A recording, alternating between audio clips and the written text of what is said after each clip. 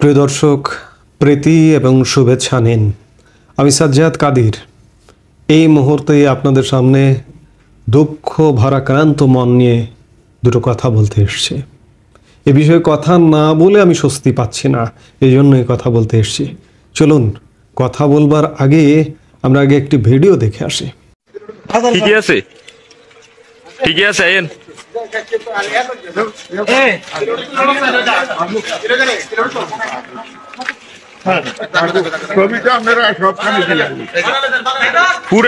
পুরা গ্রামের মানুষের কাছে মাপ চাইতে নেবেন নি আপনি একজন এখন আপনি এই এলাকা থেকে চলে যাবেন না? কোন দিন আমরা চলে যাবো? বাইতো না না না না আমরা চলে যান, খাইয়েন না না আমরা বলতে না না আমরা চলে না আমরা বাইতে দেখতেছি বাবা ভিড়ে তো না না আমরা দেখতেছি না চলবো এলাকা করতে দেবে এলাকা আমরা খাইয়ে এলাকাতে মাটাকে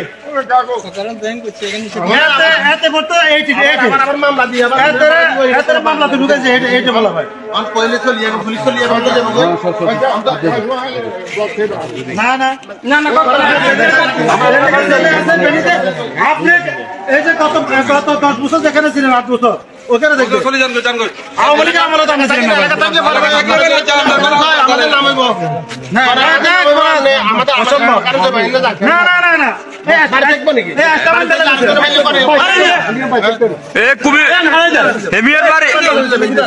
না। যে উনির এলাকা থাকবে না, পুরো কুমিল্লার বাইরে এলাকা না, কুমিল্লার বাইরে, পুরো কুমিল্লার বাইরে।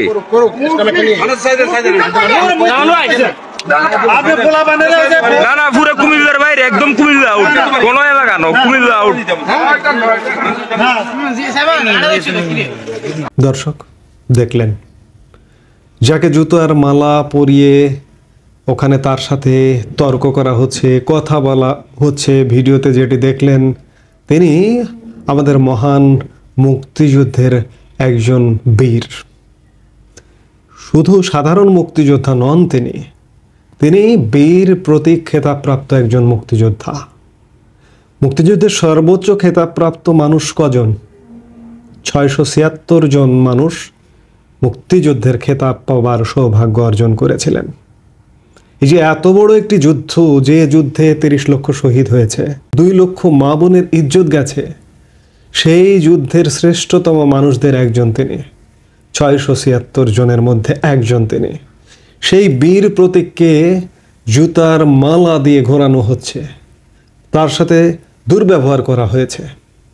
একবার ভাবুন তো, আমরা কোন বাংলাদেশে পৌঁছে গেছি, যে বাংলাদেশে আপনি মুক্তিযুদ্ধের কথা বলতে পারবেন না, মুক্তিযুদ্ধ সম্পর্কিত কোনো সাউন্ড করতে পারবেন না, এমনকি মহান মুক্তিযুদ্ধের স্লোগান জয় বাংলা বলতে পারবেন না। জয় বাংলা বলবার কারণে ইতিমধ্যে হত্যা পর্যন্ত করা হয়েছে। ভেবেছেন কোন বাংলাদেশে এসে পৌঁছেছেন? এই বাংলাদেশকে কখনো চেয়েছিলেন? আমি তো মুক্তিযুদ্ধ দেখিনি, কিন্তু ইতিহাসের পাঠ নিয়ে মুক্তিযোদ্ধাদের সাথে গল্প করে, আলাপ করে, এমনকি মুক্তিযুদ্ধের সেক্টর কমান্ডার, 11 সেক্টর কমান্ডারের মধ্যে আমার প্রায় অর্ধেক সেক্টর কমান্ডারের সাথে কথা বলার সৌভাগ্য হয়েছে, তাদের ইন্টারভিউ করবার সৌভাগ্য হয়েছে। কাজেই এসব পাঠ নিয়ে তাদের সাথে কথা বলে মুক্তিযুদ্ধ যে কতটা ভয়ঙ্কর ছিল, কতটা ভয়াবহ ছিল, সেটি আমি উপলব্ধি করি, অনুভব করি। তাই আজকে একজন বীর মুক্তিযোদ্ধার এমন অবমাননায়, এমন অপমানে আমি ব্যথিত হয়েছি।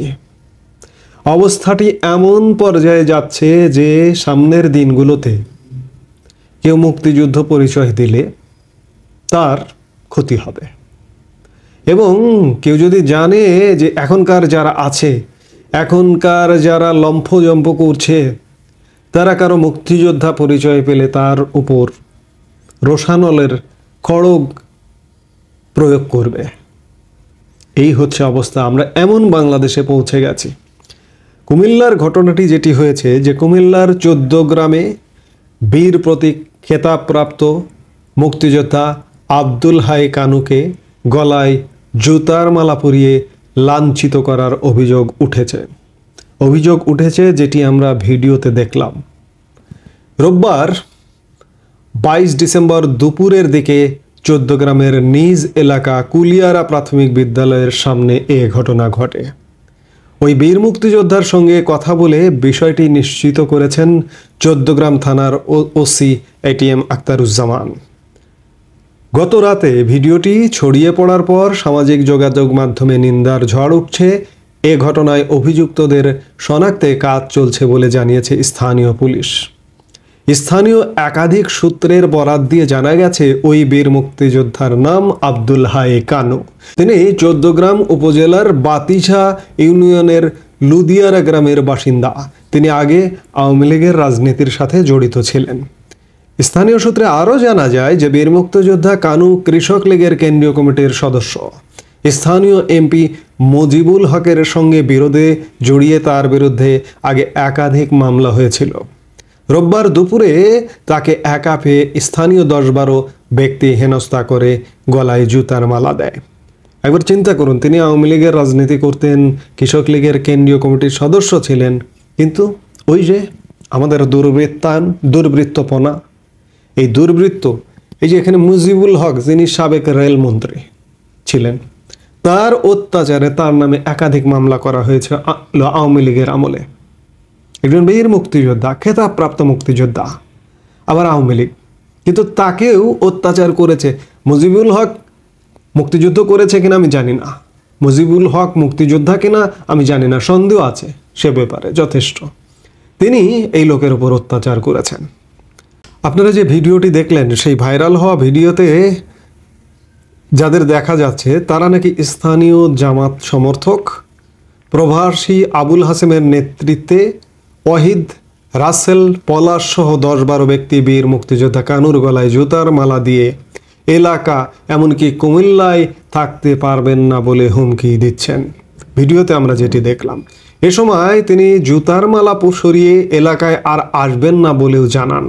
এ সময় তার ভিডিও ধারণ ও ছবি নেওয়া হয়। ওই ব্যক্তিরা বলতে থাকেন, 1 গ্রাম লোকের সামনে মাপ চাইতে পারবেন কিনা। আমরা যেটি দেখলাম, অন্যরা বলতে থাকেন, তিনি কুমিল্লা আউট, এলাকা আউট, ছেড়ে দাও। রাজা বাদশাহ বনে গেছেন এক প্রকার এই জামাতিরা। দেখুন জামাতিরা কত ভালো, তাদের কৃতকর্ম দেখুন।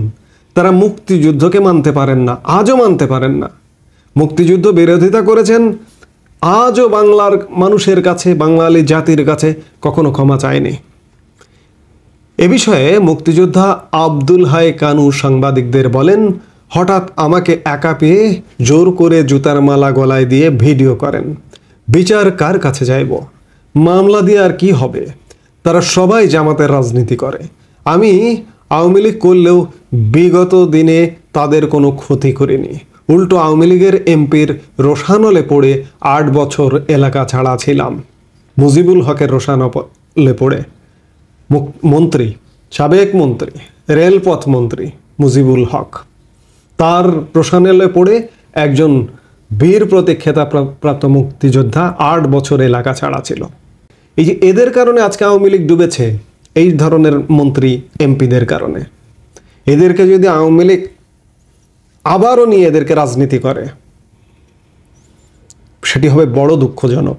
এ বিষয়ে চৌদ্দগ্রাম থানার ওসি এটিএম আখতারুজ্জামান বলেন, ঘটনার পর ওই মুক্তিযোদ্ধা মোবাইল ফোনে বিষয়টি আমাকে অবগত করেছেন। এ বিষয়ে তিনি অভিযোগ করবেন না বলেও জানান। তবে রাতে ভিডিওটি ভাইরাল হওয়ায় আবারও তাকে অভিযোগ দিতে বলা হয়েছে। অভিযোগ দেবেন কিনা বিষয়টি এখনও নিশ্চিত বলা যাচ্ছে না।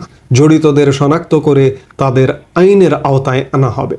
দুঃখজনক, বড়ই দুঃখজনক। একজন মুক্তিযোদ্ধার অবমাননা মেনে নেওয়া যায় না। আমি সারা বাংলাদেশের মুক্তিকামী মানুষকে বলবো, আপনারা কি এমন ঘটনা মেনে নেবেন? তার বিরুদ্ধে অভিযোগ কি? যেটি জানা যাচ্ছে যে এই যে তিনি এমন একটি কথা বলেছিলেন যে বিজয়ের পোস্টারে, আপনারা ইতিমধ্যেই জানেন যে তথ্য সম্প্রচার মন্ত্রণালয়ের অফিসিয়াল সরকারি পোস্টারে রংপুরে সাম্প্রতিক সময়ের জুলাই আন্দোলনে পুলিশের গুলিতে নিহত আবু সাইদের ছবি সেটে দেওয়া হয়েছিল। সেই ছবি সেটে দেওয়ার ব্যাপারে তিনি দুটো কথা বলেছিলেন। এই কথার প্রেক্ষিতে তাকে তার সাথে এমন আচরণ করা হয়েছে। প্রশ্ন করতেই পারে, আজকে যারা দায়িত্বে আছেন, যারা লম্ফজম্প করছেন, তারা ৭১ নিয়ে প্রশ্ন করছেন, ৭১-এর শহীদদের নিয়ে প্রশ্ন করছেন, এমনকি বিজয় দিবস নিয়ে প্রশ্ন করছেন, কোনো কোনো অ্যাঙ্গেল থেকে কারো কারো মুখ থেকে আসছে। আজকে সেই বাংলাদেশ এসে পড়েছে যে বিজয় দিবস নিয়ে প্রশ্ন তোলা যায়, যে বিজয় দিবস নাকি খুঁজছেন। বিজয় দিবস 16 ডিসেম্বর মানেন না অনেকে। আজকে আমি প্রশ্ন করতে চাই যে এমন একটি ন্যাক্কারজনক যে ঘটনা ঘটল, বাংলাদেশে এখনও মুক্তিযোদ্ধা ভাতা প্রাপ্ত সংখ্যা 2 লক্ষাধিক। তারা কোথায়? মুক্তিযুদ্ধের পরবর্তী প্রজন্ম তারা কোথায়? সুশীল সমাজ, যারা জাতির বিবেক, যারা সমাজের বিবেক, তারা কোথায়? সবাইকে প্রতিবাদ করতে হবে এই ধরনের ঘটনার জন্য। আপনি যত প্রতিবাদ করবেন না, প্রতিরোধ করবেন না, তত এ ধরনের ঘটনা ঘটতে থাকবে। এই ঘটনা প্রমাণ করে যে আপনারা যারা মুক্তিযোদ্ধা আছেন কিংবা মুক্তিযোদ্ধা পরিবারের সন্তানরা আছেন, তারা আর কখনো বলতে পারবেন না যে আপনি মুক্তিযোদ্ধা ছিলেন কিংবা আপনার পিতা, আপনার ভ্রাতা কেউ মুক্তিযোদ্ধা ছিল। সেই বাংলাদেশে এসে পড়েছি আমরা। এর অবসানের জন্য সবাইকে জাগতে হবে, জাগ্রত করতে হবে। এই মুহূর্তে এ পর্যন্তই। সবাই ভালো থাকুন, সুস্থ থাকুন। আমার স্বাধীনতার স্লোগান, মুক্তিযুদ্ধের স্লোগান, কোনো দলের স্লোগান নয়। সেই স্লোগান জয় বাংলা। আমাদের ভিডিওগুলো নিয়মিত পেতে সাবস্ক্রাইব করুন Sajjad Kadir and the legends YouTube channel এবং লাইক, কমেন্ট, শেয়ার করে সাথে থাকুন।